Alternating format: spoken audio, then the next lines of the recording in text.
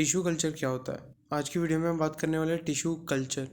Tissue culture में क्या होता है? टिश्यू कल्चर में क्या करते हैं, हम एक प्लांट लेते हैं और एक प्लांट को हम उगाते हैं। क्या करते हैं इस टिश्यू कल्चर में? हम क्या करते हैं कि जैसे एक प्लांट है, एक ग्रोइंग प्लांट है, तो उस जो ग्रोइंग प्लांट है उसकी जो टिप है, तो जब आपको 11th में जाएंगे तो आपको ये पढ़ाया जाएगा कि 9th में आपको पढ़ाया गया होगा एपेक्स करके। जो ग्रोइंग प्लांट की टिप जो होती है, जब एक स्टेम ग्रो कर रहा होता है तो उसकी टिप्स पे स्पेशलाइज्ड डिवाइडिंग सेल्स होते हैं, जो कि नए नए सेल्स बना के सेल डिवीजन होके स्टेम बनने लगते हैं। ठीक है, ये समझ लीजिए ये स्टेम है, एक प्लांट है और ये प्लांट का एक स्टेम है। तो ये जो टिप है, ये जो स्टेम की टिप होगी, स्टेम की जो टिप है, इसमें स्पेशलाइज सेल्स होंगे जो सेल डिवीजन करने लगेंगे। सेल डिवीजन करके स्टेम्स सेल्स बनाते बनाते बनाते ये स्टेम आगे बढ़ेगा।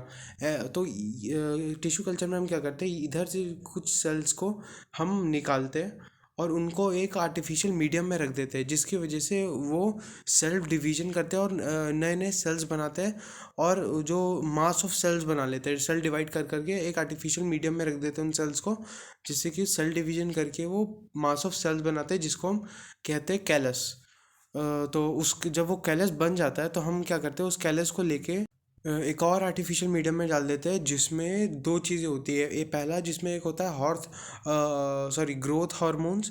ग्रोथ हार्मोन्स ग्रोथ बढ़ाते हैं, और दूसरा होता है इसमें डिफरेंशिएशन। डिफरेंशिएशन में क्या होता है? डिफरेंशिएशन एक प्रोसेस है जिसमें सेल्स अपने एक स्पेशलाइज फीचर को एक्वायर करते हैं। जैसे मेरा स्टमक का सेल है, तो अगर हम वो डिफरेंशिएशन में क्या होता है, जो स्टमक का जो सेल है उसका एक फंक्शन वो एक्वायर करता है। जैसे एसिड बनाना है उस सेल को, तो वो फंक्शन वो एक्वायर कब करता है? जब उसमें डिफरेंशिएशन होता है। तो जब हम दूसरे आर्टिफिशियल मीडियम में डालते हैं तो दो चीज़ें होती है, पहला ग्रोथ हार्मोन और दूसरा होता है डिफरेंशिएशन। डिफरेंशिएशन होने की वजह से प्लांटलेट्स फॉर्म होते हैं। तो प्लांटलेट्स क्या होता है, एक जैसे सीड में से हल्का सा शूट जैसा निकलता है, उसको कहते हैं प्लांटलेट। जो प्लांटलेट्स को हम लेके सॉइल में डाल देंगे, तो प्लांटलेट्स क्या होता है, सॉइल में डालने के बाद वो ग्रो करने लगेगा और एक नए प्लांट में ग्रो हो जाएगा। इसका फ़ायदा क्या होता है?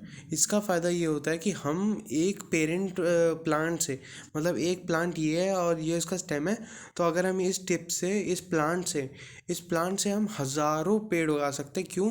बस एक छोटा सा उनमें से सेल निकाल के। और डिज़ीज़ फ्री कंडीशन में, मतलब अगर इस प्लांट को समझ लीजिए कोई डिज़ीज़ हो गई, अगर इस पेरेंट प्लांट को समझ लीजिए बवासीर हो गया या कैंसर है, तो ये पेरेंट प्लांट की अगर हम सेक्सुअल रिप्रोडक्शन करेगा ये प्लांट, तो बहुत ज़्यादा चांसेस है कि ये डिज़ीज़ ए सेक्सुअल, अगर हम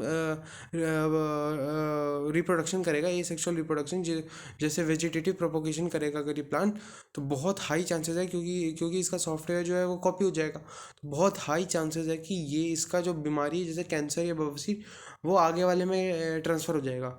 तो डिज़ीज़ फ्री कंडीशन, अगर हम इसके सेल्स को निकाल के उससे हम नया प्लांट बना लेते हैं, तो इससे डिज़ीज़ फ्री कंडीशन में एक बहुत अच्छा नया प्लांट बन जाएगा। यही हमारा फ़ायदा होता है। और ये ऑर्नामेंटल एग्रीकल्चर में, ऑर्नामेंटल प्लांट्स में बहुत ज़्यादा टिश्यू कल्चर अपनाया जाता है। अब आपका एक और क्वेश्चन होगा, ऑर्नामेंटल प्लांट्स क्या होता है?